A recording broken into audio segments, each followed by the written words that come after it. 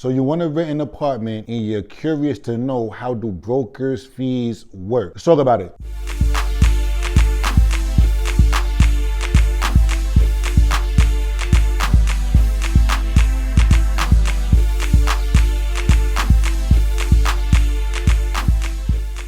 What's going on, good guys? Chris Newton here, Chris Newton Real Estate, chrisnewtonrealestate.com. Like, comment, subscribe, tell a friend, tell a friend. Take your thumbs, your index, and your middle fingers and just smash that like button. Smash the bing, smash the like button. All right, I did too much. You guys want to know exactly how brokers' fees work. So the science behind brokers' fees are this. Real estate agents, real estate brokers, we have to get paid for what we do. You want to rent an apartment and you hire a real estate agent. So as a real estate agent or a real estate broker, you want to help somebody with a rental apartment, whether it be on the landlord side or it be on the tenant side. You want to help somebody with a rental unit. Let's talk about tenants on the tenant side. So as real estate agents, we have to get paid for doing what we do. For the most part, we don't get paid until a transaction closes. Whether it's a sale, whether it's a rental, most of the time we get paid when a rental sale closes, okay? Most agents are not on a salary basis. I don't even know if they still have salaried agents out there. It was very few of them. Real estate agents, we get paid per closing. Okay, so now on a tenant side, you hire a real estate agent, you don't have the time, you don't have access, you need to hurry up and move, and you want to move any one of these 3 to 5 neighborhoods, or maybe you want to move in one of 10 neighborhoods. As real estate agents, we're to do these, we're to vet you. Okay, Mr. and Mrs. Renter, where would you like to move? Oh, I want to move anywhere in Brooklyn. Oh, I hate when they say that. Okay, Brooklyn is big. Okay, it's one of the bigger boroughs. Exactly where in Brooklyn, or maybe a better question is, name me the top 3 neighborhoods in Brooklyn that you would like to live in, that you're interested in. What's important to you about these neighborhoods? Instead of giving you renter's fatigue and bringing you all around Brooklyn, looking over here at Sheepshead Bay, looking over here in Park Slope, looking over here in Dumbo, then taking you to Brownsville, then taking you to East Flatbush, and then taking you to Marine Park, where you really just needed to be in Bed-Stuy because you needed access to the J train, which is going to bring you straight to the financial district in 15, 20 minutes. Okay, so now that's where you start asking questions. So we're vetting you and we're getting this information out of you. Now it's our duty, because you hired us. So now what we're going to do is now locate these apartments for you. So we vetted you, we found out your price points. You know, if you have pets, we found out everything. We vetted you. Now the goal is to find the apartment that works for you. How do we do that? We call our landlords that we have. Do you have anything coming up? So on and so forth. Okay, great. That didn't hit the market yet. No, we call our fellow agents. We call, or we go on the MLS in New York. In New Jersey, we have something called Street Easy. So we got all of these websites that we basically search through. Street Easy, Zillow, apartments.com, Rent Hop, so on and so forth, and we find these units for you. We get access, so we take out the time, we get access, we bring you there. Now we have to show you these units, these units, these units, these units. It takes time out of our day doing all of this research, and then gaining access and doing all of this. Then we get your paperwork, we put it in for you, so on and so forth.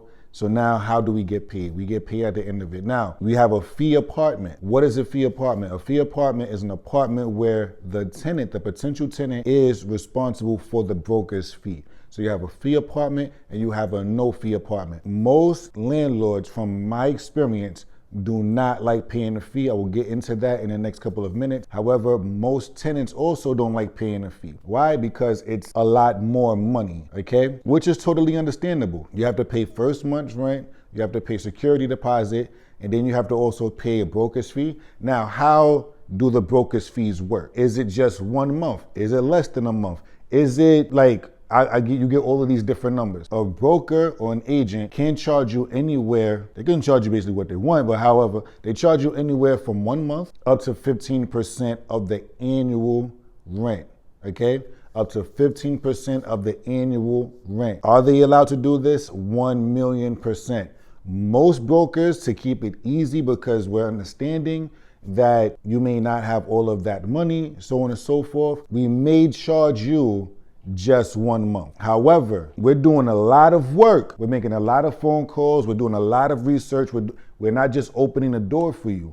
So if somebody says, well, I'm going to charge you 10% of the annual, I'm going to charge you 15% of the annual, 8% of the annual, whatever it is, that is why they can definitely do that.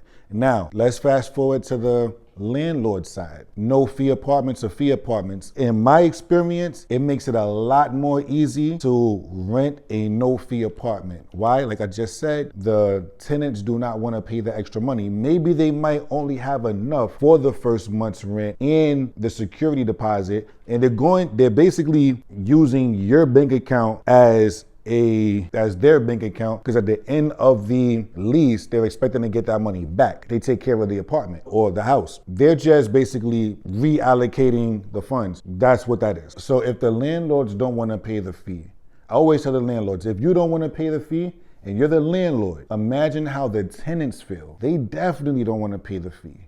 Definitely don't want to pay the fee. So this is, the paradigm or this is the confliction that a lot of people have in the real estate market, in the rental market. So I totally understand where the landlords are coming from. They don't want to pay the real estate agents extra money, especially if they may not have it. And I understand where the tenants are coming from because they also may not have it. That's just what it is. But that's how brokers' fees work. So you get charged from 1 month all the way up to 15%, okay? Some people ask me, hey, can I just charge you a couple $100? No. Also, I did forget this point. Brokers and agents are not allowed to get paid directly, okay? So if somebody's saying, just give me $500 directly, there's an issue there. The only way that an agent or a broker, at least in New York, is able to get paid directly is if they are the broker of the company. So you see how we have Chris Newton Real Estate. At the time of this, I'm with Douglas Elliman Real Estate.